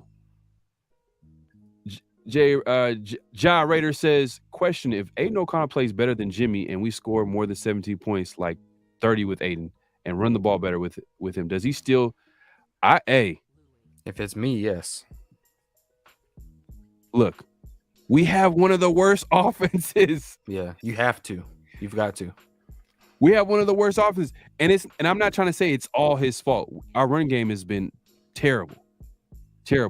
But part of it is because it has something to do with Jimmy G and his ability to push the ball down the field and complete them too. Make the defenses play because they're playing them a certain way, and he hasn't had an answer yet. So for me, hey, Aiden kills it tomorrow. Hey, we need to. And I know McDaniels wants to win. I think he needs to win to keep his job. Yeah. If he keeps losing, even though coming into the season, I'm like, yeah, McDaniels probably gonna have another this year plus another year. But like that's all dependent on if they show any type of improvement. And if the Raiders continue to lose, that's no improvement. And now Mark Davis is kind of left with no choice to move on. Yep. So yeah, Ja Raider, man, I think Aiden O'Connell. Yeah, you got to keep on with the rookie quarterback. Keep on going. So let me. Man, there's a lot of people here, man. I appreciate everybody coming through, man. Hit the like button if you haven't already. Subscribe if you haven't subscribed, and hit that notification bell so you'll be notified. But let me try to get to all these chats. Right, Austin Avila says AOC will have to set protections pre-snap too. I feel like that could wreck the whole offense. Handling that responsibility to rookie Andre James is terrible pre and post snap. Man, Austin Avila, hey man, we gonna give you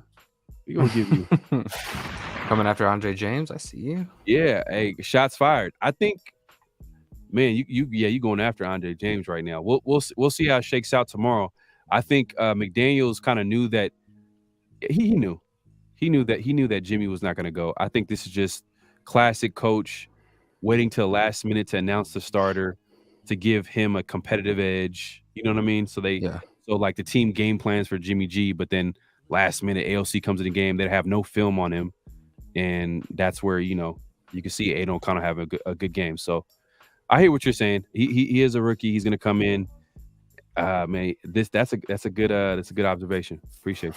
I think there's a trapdoor clause after year 1 for Garoppolo. We would have to look at his contract, but hey, I hope so. Let me take a look. I'm gonna look that up. You could take over the chat real quick. Look that up. Josh says McDaniel's ego's afraid even if Aiden becomes a great QB, he will be criticized by media on why sign Jimmy in the first place, and he'll be pressured to keep Aiden as a starter if he's great.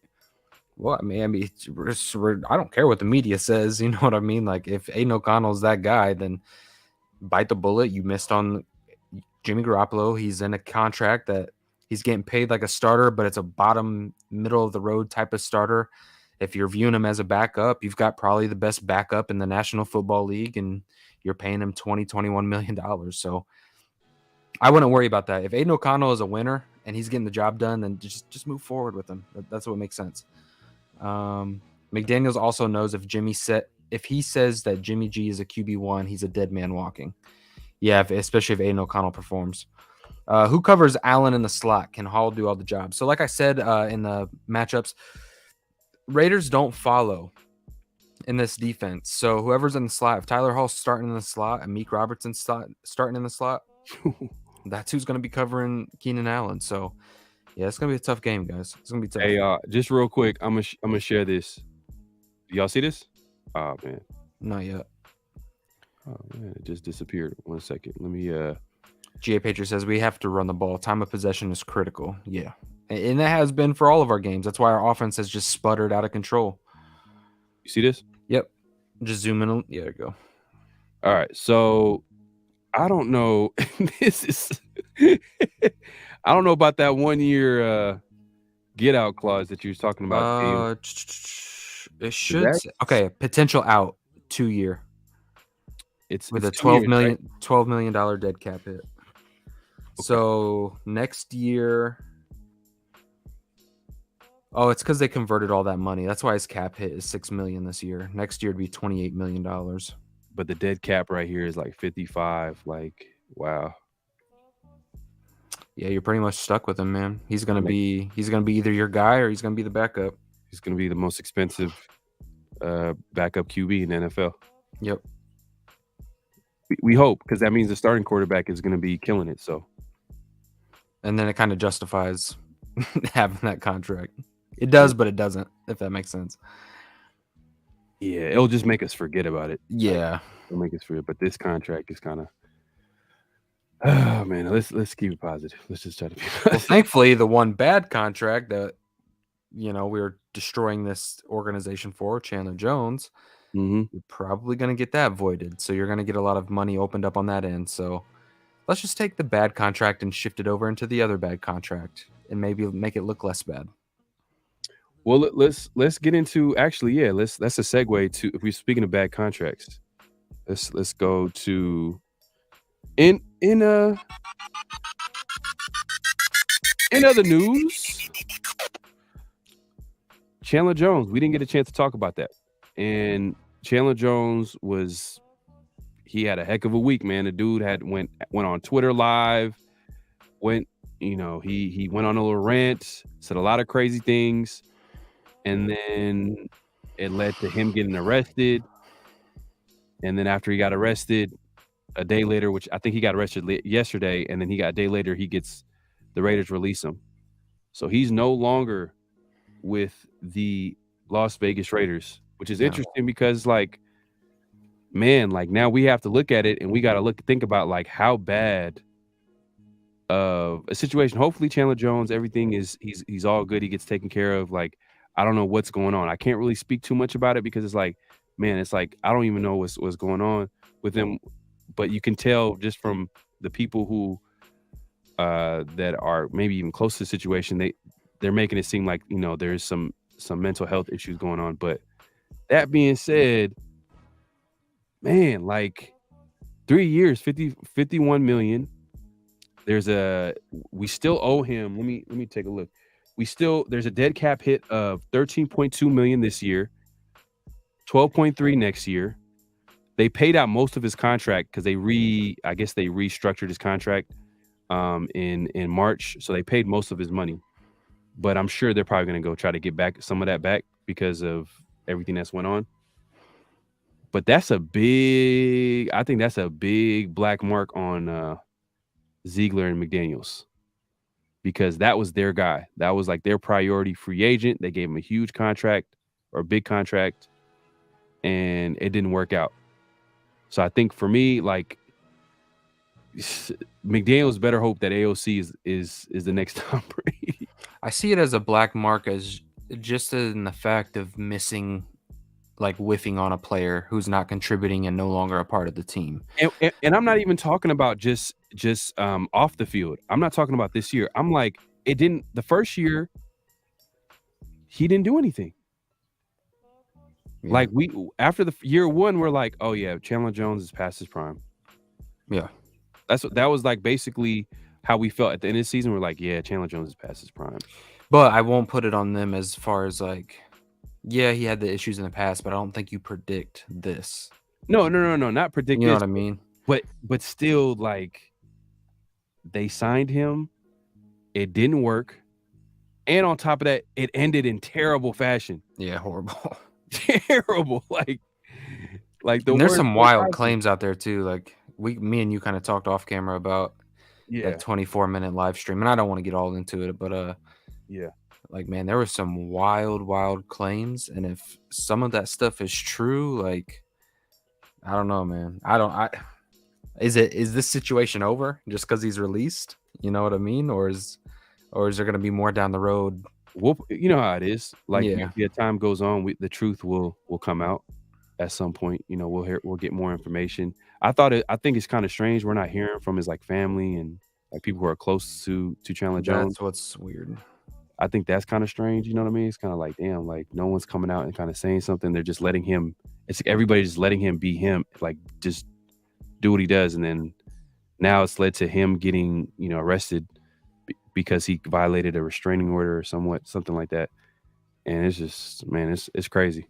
It's crazy because me and you were talking. I was like, I just hope that somebody like steps up and helps him before like something tragic happens. Yeah. And then it was literally the next day he got arrested. So, I mean, I just want him to be safe, to be honest with you. I don't want something tragic to happen to Chandler because I think Chandler's a good man. I just think whatever it is he's going through, I hope that he gets the help that he needs. That's just my main priority. Not playing a snap as a Raider, the contract, all that stuff. Like, this is a sport. It's not my money. It's bad for the team, yes, but when you get situations like this, man, I just hope that Chandler's good for his kid's sake, for his family's sake. So that's just kind of where I'm at. But I posted like a clip, like a clip on my story on IG, and it was from a former player that played under Josh McDaniels, and he kind of alluded to the fact that he wouldn't put it past that this whole situation all started because of Josh McDaniels. And it started with Josh McDaniels because the type of person or head coach or whatever type of person he is, he kind of said he's not a good person. And, I'm paraphrasing because he said a lot of crazy stuff, but he was pretty much saying that like McDaniels is not a good person. He's not a good people person. He talked about a story that happened to him where he was like severely injured, ended his career, and how McDaniels just laughing at him based off how he got hurt. And like, he was just laughing in his face, and he was just like, and he talked about how like this is the type of person McDaniels is like, and you know what too, and I'm not saying that that was when he coached the Denver Broncos, but I didn't like how when like the media asked him like about the Chandler Jones situation, the way he responded and answered the question, I didn't like how he answered. Yeah, I didn't either, man. I didn't either.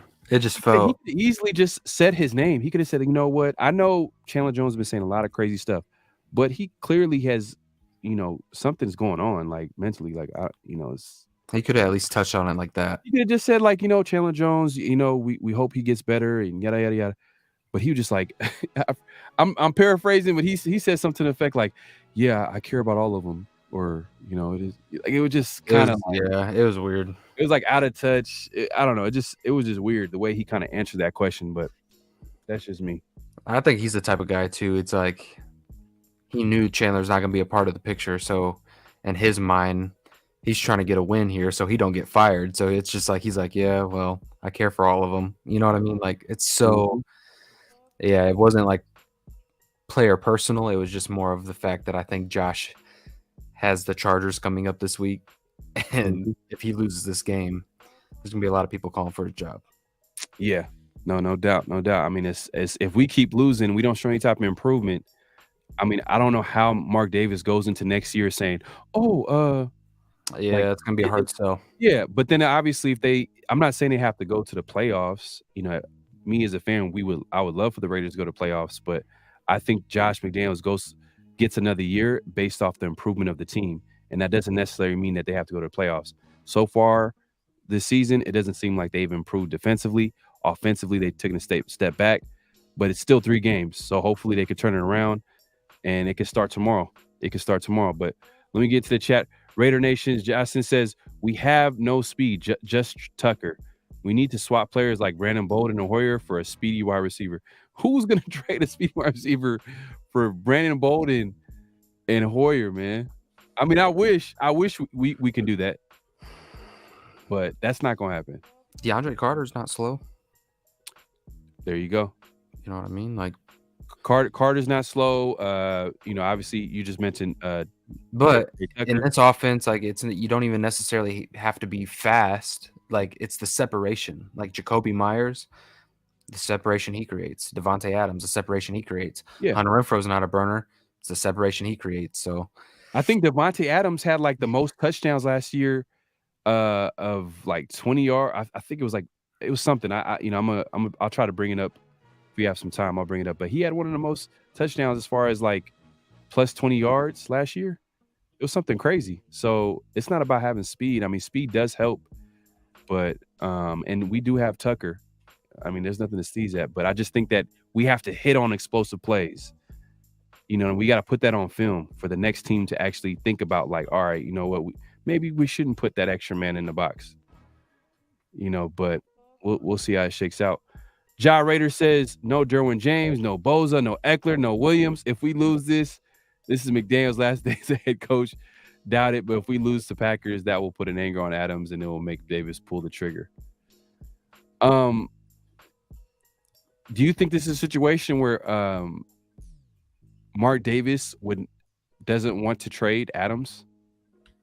Like, do you see what I'm saying? Like, he doesn't want to trade Adams. Like, he would choose Adams over Mark McDaniel. Josh. Yeah, you see what I'm saying? Hey, Adams is a great player. He is. I don't know if he would. I don't know if he would step into that. Yeah, like that's a little bit of a conspiracy theories, like low-key. Yeah, and look, guys, the whole. We know we talked about this on the last show in the comments part. Like, it is a legal issue. That's why they're not covering it. And we talked about that. We're just addressing in that one situation, just how he handled it, how he talked about it. Yeah, obviously it's a legal situation. They're not going to get into it. That's not their way. That's not the way they do things. We're just talking about as a player relations spot. It would be cool to see, like, hey, look, we know Chandler's going through something mentally. We just want him to get right. Just that. It's what we were saying. It wasn't anything. Yeah, we're not saying that he got to get into specifics. He could just easily just sound like a human being and not like a robot. Yeah. When you sound like a robot, that just makes you seem like a terrible person. Like you have no communication skills. That's just the way I look at it. And when you got people doubting you, like people are doubting him as a head coach, people are doubting him being a leader of men, people are doubting his way of communication, his way of trying to instill the Patriot way. People have these doubts. So when I hear him talk like this, I'm like, it kind of makes me think, like, man, like, come on, bro. Like, you could have said it a different way. But yeah, I could be reaching, but hey, at the end of the day, where there's smoke, sometimes there's fire, man. Yeah. And we got a $10 super chat in here. Both of you have been spot on, but McDaniels needs to go irregardless if there's an improvement. He is not a leader of men, too conservative with the play calling. He's not the future of this team. We're pretty vocal about how we stand with, like, how we feel about Josh McDaniels. Lots of very savage, man. I appreciate the super chat, man. Let me hype this up right here real quick.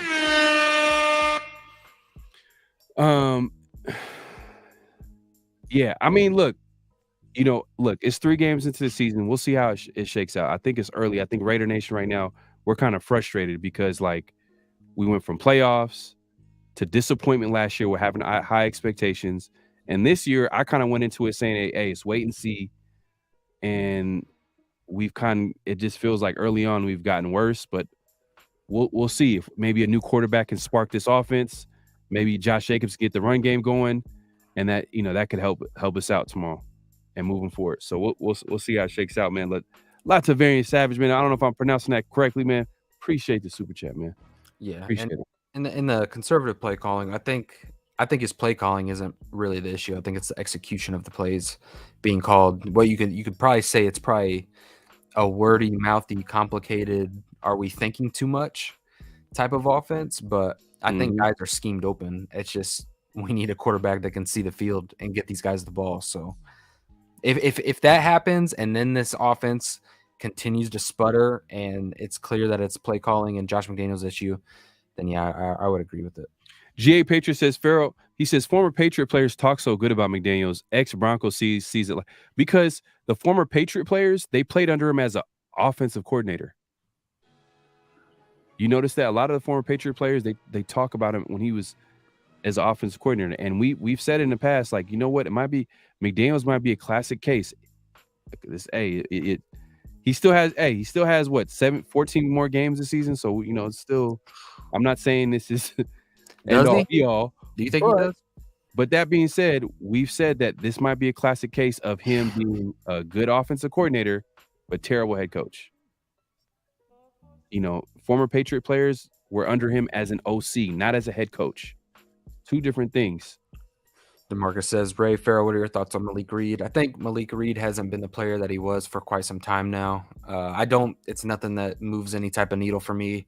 Obviously, with Malcolm Kuntz being hurt, you need another guy in there on the outside as an outside linebacker to create something. You know what I mean? And as of right now, I don't see him being like a game changer. I hope I'm wrong. Hopefully he finds his groove with the Raiders and kind of revitalizes his career. I'd love to see that, but yeah, it's nothing. It's not a crazy move by any means. Yeah. We actually went longer than we should, man. It's like it's almost 2 hours, man. But we had almost 2 hours. We were like excited to talk about the game, especially with hearing that Jimmy G is going to be out, so that means there's going to be a good chance that we could possibly see AOC tomorrow. We just seen someone in the chat saying that Sanjeet, who I guess knows someone on the team, he has a source that's saying that AOC is going to start tomorrow, and he's never been wrong. So hopefully he's right. Hopefully we'll be able to see AOC tomorrow. That'd be a huge boost to Raider Nation. I'm not gonna lie. I'm gonna be going live too at halftime, starting at halftime till the end of the game. I'm gonna be going, and we got another super chat. We'll get to that in a second, but he says, "Can the Raiders stop Herbert?" Ray, this is all you, man. Oh, geez. Short answer, no. Long answer, the best way to stop Herbert is to keep him off the field. So long, efficient, productive drives, time of possession. And then when they are in there, you've got to tighten down in the red zone. You've got to find a way to create turnovers. He hasn't turned the ball over yet this season. You've got to make that a first if you want to slow him down or stop him or get him to second guess. So can the Raiders stop Herbert? No. Can you slow him down? Mm-hmm. I think that there's ways to do that. Yeah. No, we can't stop Herbert. We can only you figure out ways to keep him off the field. You know what I mean? Smart ways to keep him off the field. Because right now we're not built that way. Right now, our defense, to be honest, talent wise, we don't have all. So we're just gonna have players gonna have to play their best game, and we're gonna have to get some turnovers, keep away on offense, run the ball, and maybe we'll have a chance to win the game that way. It's going to happen, man. It's going to happen. Please start. Everybody's speaking it into existence, so it's going to happen. Bougie says, I doubt Belichick is some kind of fun-loving people person. Only difference is he isn't a great head coach. Nah, not at all. Exactly. That last part. Only difference, he's a great head coach. But I'm sure Belichick, though, is a better communicator to players than Josh McDaniels. I just feel like, man, that's like a necessary skill. Like, you got to be able to communicate to the players if you're a head coach. I don't know. Like, is there a possible way you can be successful as a head coach if you cannot communicate to the players? If you win football games. But how do you win football games? You can't communicate your message. You have a coaching staff. You have a coaching staff that takes that message and dissects it and relates with the players. And so the leader is looking at the guy of, oh yeah, he's calling the shots. He might not be my best friend, but he knows how to get this coaching staff, player personnel in a position to win games. So that's how you do it. And the problem is Raiders are 17-13 with Josh McDaniels. So yeah, everybody's looking around right now. Right. But man, we appreciate everybody coming through, man. This has been a great live. I appreciate everybody coming through. Man, we went a little bit over than we should, but like I said, we had a lot to talk about with everything going on with the Chandler Jones. Yes, make sure to hit that like button on the way out, man. We really appreciate that. We appreciate the support. But if you guys can continue to support us by hitting the like button, subscribing, and hitting that notification bell, it's really helpful for us, so we can keep coming back and doing these live streams and bringing back this content. But man, any last thoughts, man, before I wrap it up? Hey man, Aiden O'Connell time. It's time to shave everybody, get the mustaches out and start rocking them. Let's go out here and get away. Are you gonna do some type of guarantee? I don't know, bro. We'll see. If I'm excited, I probably will. No, but you got to do it on the live, man. Like I'm not trying to put you on the spot. I'll do it on the live. If I get excited and he creates that type of momentum. Okay, after tomorrow, then you're gonna see if you're gonna do some type of guarantee. Yeah, because we don't know who's gonna be the starter. I mean, we're hearing some rumors that it might be AOC, but it can possibly be Brian Hoyer, and you're for sure not gonna do any type of guarantee with Brian Hoyer at quarterback. No. But no, man. Hey, let's just go out there. Let's fight. Let's find a way to get a win. Keep Justin Herbert off the field. Aiden O'Connell. Let's see him kind of shred the Chargers defense, and bring excitement to this offense. And let's put up more than 20 points and get the run game going. So, no, man, I'm excited as long as with Raider Nation. But I just think we should just end it out on the right way. Yeah, man. And hey, before I end it out the right way, I'm gonna be going live at halftime tomorrow. A live game stream, so make sure to check me out. So we enjoy the game, man. I'm gonna be talking my mess. I'm gonna be relaxing. I'm not gonna be overanalyzing the game, but I'm just gonna be having a good time. So make sure to join me tomorrow at halftime. Be on the lookout. Like I said, hit that notification bell so you'll be notified. And yeah, man, just check me out tomorrow on my channel, PharoahNFL. And when I go live, man. And the only thing that matters, man, if the Raiders could Just win, baby. All right, y'all. Great Pharaoh, the gift of Troy is a fabulous fabric from the land of the five rivers.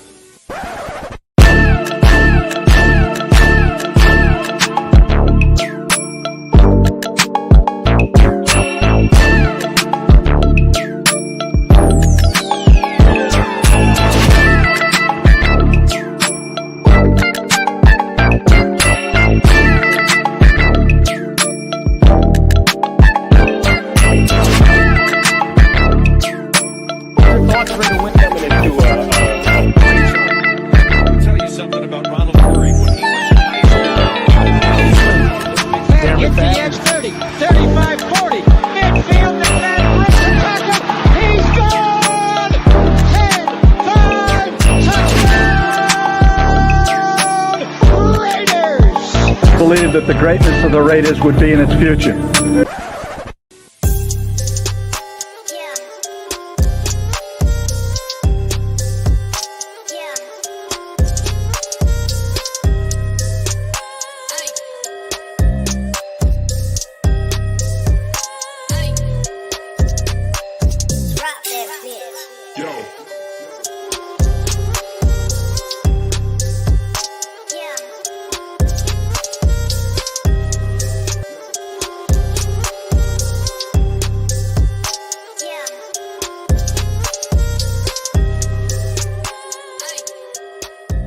Just win, baby.